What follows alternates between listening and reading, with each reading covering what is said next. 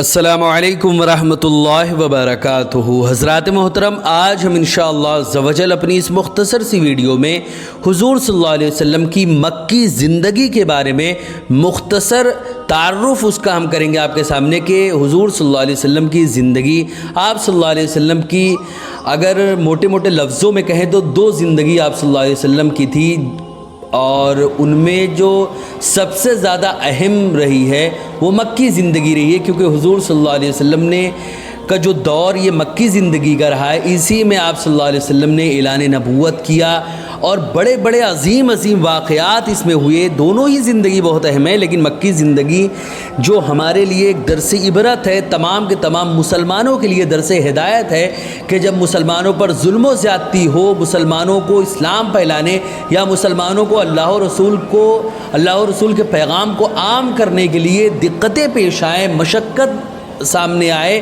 تو ایسی صورت میں حضور صلی اللہ علیہ وسلم نے کیا کیا تھا، صحابہ نے کیا کیا تھا، اور مکی زندگی میں یہی ہمارے لیے اور اس کے علاوہ ایسے بہت سارے ہمارے لیے اس میں درس ہیں کہ آپ صلی اللہ علیہ وسلم کی سنت کے تحت ہم اللہ کے پیغام اللہ کے بندوں تک پہنچائیں۔ تو آج اپنی اس مختصر سی ویڈیو میں مکی زندگی کی بہت ساری باتوں کے بارے میں جانیں گے۔ حضور صلی اللہ علیہ وسلم کب پیدا ہوئے، حضور صلی اللہ علیہ وسلم کی رضاعت یعنی آپ کی جو رضاعت ہے یعنی آپ کو دودھ کس نے پلایا، پھر آپ کا سینہ کب چاک کیا گیا، پھر آپ کی والدہ محترمہ کا انتقال کب ہوا، آپ کے دادائے محترم کا وصال کب ہوا، اور ساتھ ہی ساتھ آپ کا نکاح کب ہوا، حرب الفجار کا واقعہ کب پیش آیا، حلف الفضول کا معاملہ کب ہوا پیش آیا، کعبے کی تعمیر جب ہوا تو اس میں آپ صلی اللہ علیہ وسلم کا جو فیصلہ تھا وہ ایسا اتہاسک فیصلہ تھا کہ جس کی وجہ سے ایک بہت بڑی جنگ ٹل گئی۔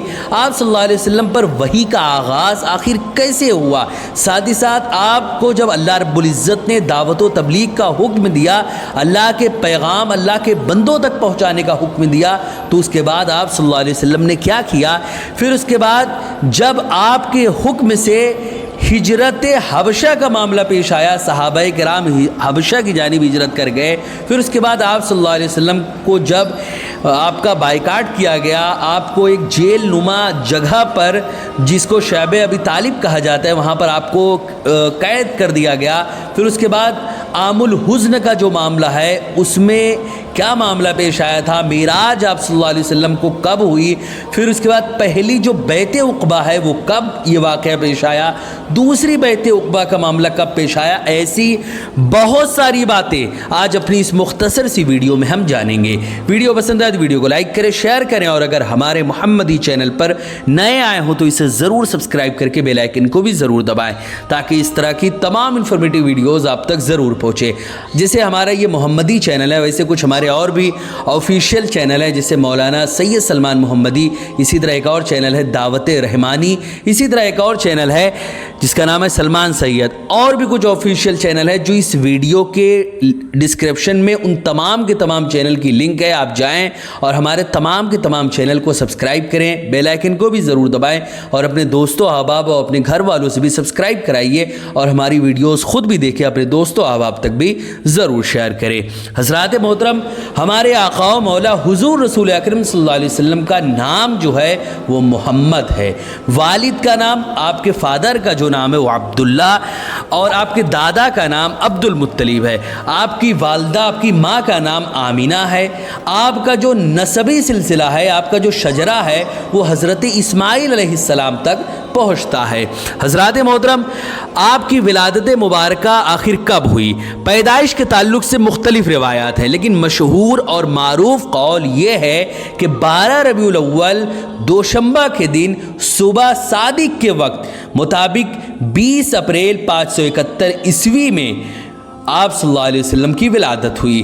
حضرات محترم، رضاعت آپ کے جو دودھ پلانے کا معاملہ ہے ذرا وہ بھی سماعت کریں۔ سب سے پہلے ابو لہب کی باندی صوبیہ نے آپ کو دودھ پلایا، یعنی سب سے پہلے تو آپ کی والدہ محترمہ نے آپ کو دودھ پلایا، اور پھر اس کے بعد آپ صلی اللہ علیہ وسلم کو جو ہے ابو لہب کی باندی صوبیہ نے دودھ پلایا، پھر عرب کے دستور کے مطابق دائی حلیمہ اپنے ساتھ لے گئیں اور وہ بھی آپ کو دودھ پلائیں.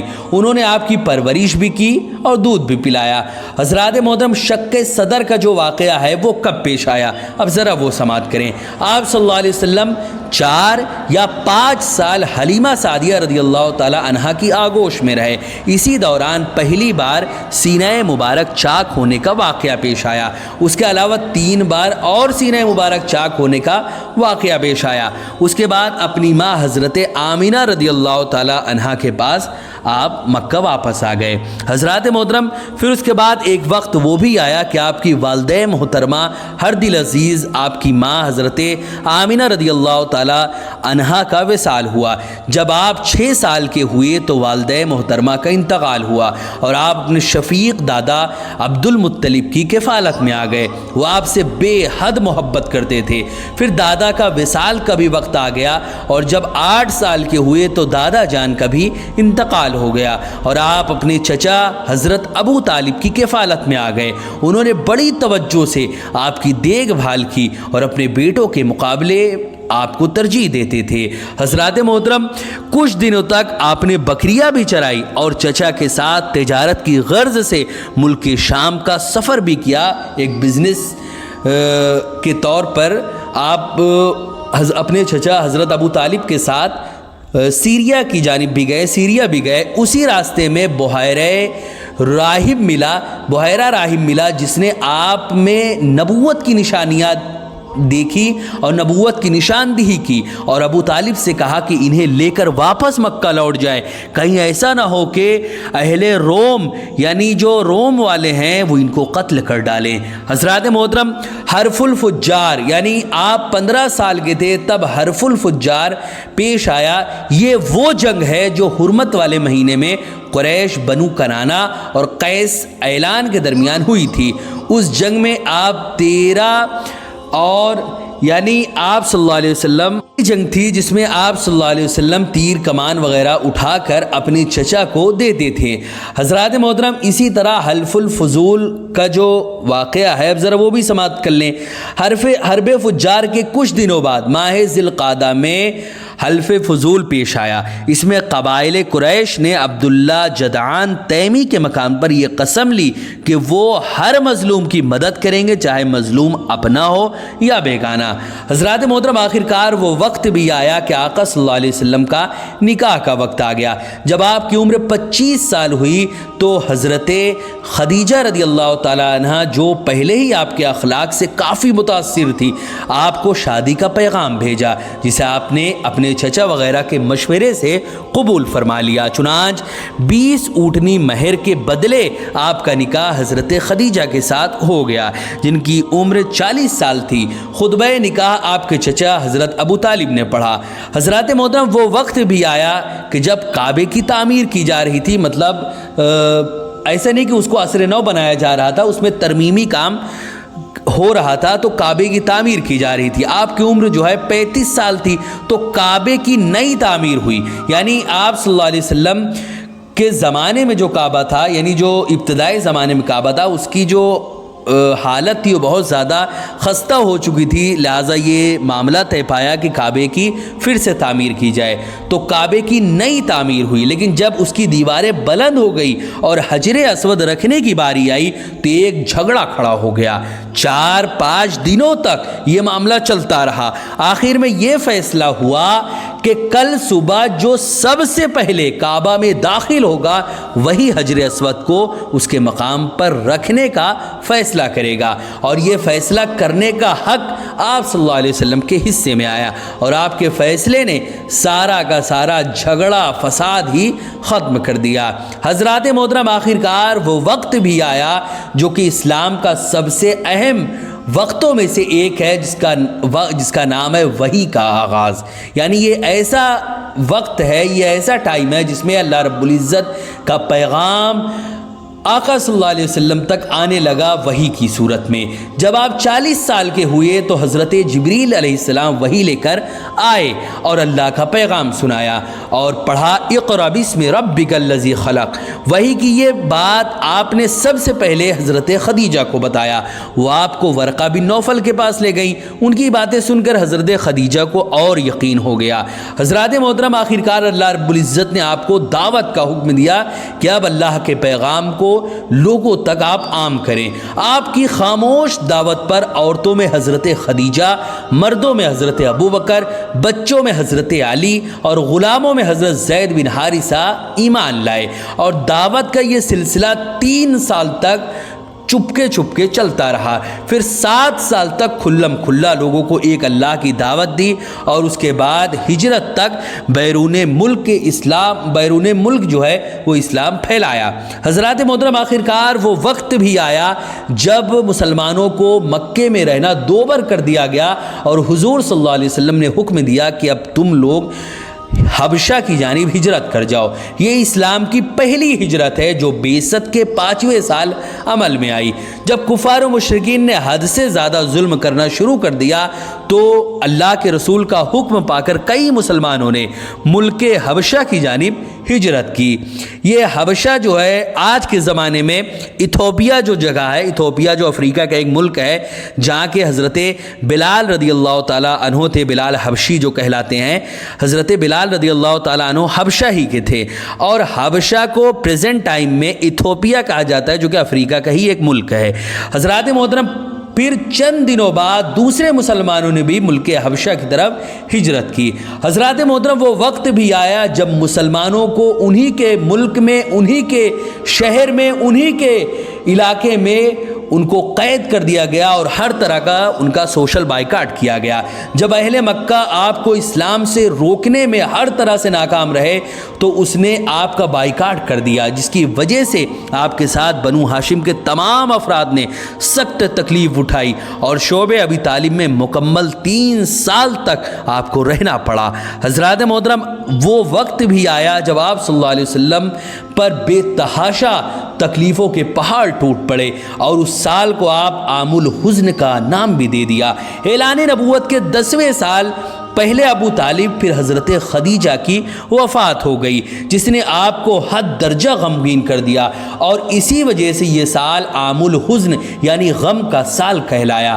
حضرات محترم، پھر آخرکار اس کے بعد آپ صلی اللہ علیہ وسلم کو اللہ رب العزت نے وہ نعمت بخشی جو نعمت حضرت موسیٰ سے لے کر تمام انبیاء کرام کی خواہش رہی، لیکن وہ نعمت اللہ رب العزت نے اپنے محبوب محمد عربی صلی اللہ علیہ وسلم کو عطا فرمائی، یعنی اللہ کا دیدار کرنا۔ معراج جیسی نعمت اللہ نے اپنے نبی کو عطا فرمائی۔ اللہ نے رات کے مختصر حصے میں نبی کریم صلی اللہ علیہ وسلم کو مسجد حرام سے مسجد اقصی تک، اور پھر مسجد اقصی سے 7ویں آسمان اور سدرۃ المنتہا تک سفر کرایا، اور قرب خاص میں ملاقات سے نوازا۔ اسی سفر کو معراج کہتے ہیں، اور اس سفر سے حضور صلی اللہ علیہ وسلم انمول تحفہ نماز لے کر واپس آئے۔ اب سمجھے کہ اللہ رب العزت کے پاس کسی بھی شے کی کوئی کمی نہیں ہے، اس کے بعد دنیا آخرت کی ہر نعمت موجود ہے، کیونکہ ان تمام نعمتوں کو اسی نے پیدا کیا ہے، تو ہر نعمت اس کے پاس موجود ہے۔ وہ چاہتا تو سونے ہیروں کے پہاڑ لگا دیتا اللہ کے نبی کے ساتھ، لیکن اللہ کی نظر میں جو سب سے عظیم نعمت تھی وہ اس نے اپنے سب سے محبوب نبی کو عطا فرمایا، اور وہ تحفہ تھا نماز کا۔ اب سمجھے کہ نماز کی کیا اہمیت ہے۔ حضرات محترم، اس سفر سے حضور صلی اللہ علیہ وسلم انمول تحفہ نماز لے کر واپس آئے۔ پہلی آخرکار وہ بیعت کا بھی وہ سلسلہ شروع ہوا جس کو پہلی بیعت عقبہ کہتے ہیں۔ یہ اعلان نبوت کے 11ویں سال کا واقعہ ہے۔ حج کے موقع پر مدینہ کے 6 آدمیوں نے رسول اکرم صلی اللہ علیہ وسلم سے وعدہ کیا تھا کہ ہم اپنے وطن جا کر تبلیغ کریں گے۔ پھر دوسرے سال حج کے موقع پر اوس اور خزرج کے لوگ آئے، ان لوگوں نے دعوت و تبلیغ کرنے کے لیے نبی کریم صلی اللہ علیہ وسلم سے بیعت کی۔ پھر اس کے بعد دوسری بیعت عقبہ کا وقت آیا۔ اعلان نبوت کے 13ویں سال جون 622 ईस्वी में मदीना के 70 लोग हज के लिए आए और आपके साथ एक खुफिया मीटिंग की, आपसी ताउन के अहद व पैमान किए और एक अहदनामा तैयार हुआ कि अल्लाह के लिए उठ खड़े होंगे और किसी मलामत की कोई परवाह नहीं करेंगे। हज़रात मोहतरम, आखिरकार वो वक्त भी आया कि जब हुजूर सल्लल्लाहु अलैहि वसल्लम को अल्लाह रब्बुल इज़्ज़त ने हुक्म दिया कि अब आप मक्का से हिजरत कर जाएं। हज़रात मोहतरम, दूसरी बैत उक़बा के बाद हिजरत के लिए रास्ते हमवार हो गए और ख़तरात के बावजूद इस्लाम के खातिर जान की बाजी लगाकर मुसलमानों ने हिजरत की। सबसे पहले हिजरत करने वालों में हज़रत अबू सलमा थे। फिर कुछ दिनों बाद जैसे ही अल्लाह का हुक्म आया, हुजूर सल्लल्लाहु अलैहि वसल्लम ने अपने हमराज और हमसफ़र हज़रत अबू बकर सिद्दीक़ के साथ हिजरत फरमाई और कुफ़ार व मुशरिकीन अपने हाथों को मलते रह गए। हज़रात मोहतरम, वीडियो पसंद आए वीडियो को लाइक करें, शेयर करें और अगर हमारे मोहम्मदी चैनल पर नए आए हो तो इसे ज़रूर सब्सक्राइब करके बेल आइकन को भी ज़रूर दबाएं। हज़रात मोहतरम, जैसे हमारा ये मोहम्मदी चैनल है, ऐसे कुछ और भी हमारे ऑफिशियल चैनल है, जैसे मौलाना सैयद सलमान मोहम्मदी दावत रहमानी, इसी तरह एक और चैनल है सलमान सैयद, ऐसे कुछ और भी हमारे ऑफिशियल चैनल है। उन तमाम चैनलों की लिंक इस वीडियो के डिस्क्रिप्शन में है, आप जाएँ हमारे तमाम चैनल को सब्सक्राइब करके वीडियोज़ को ख़ुद भी देखें, अपने दोस्तों अहबाब तक भी ज़रूर शेयर करें। अस्सलामु अलैकुम व रहमतुल्लाहि व बरकातुहू।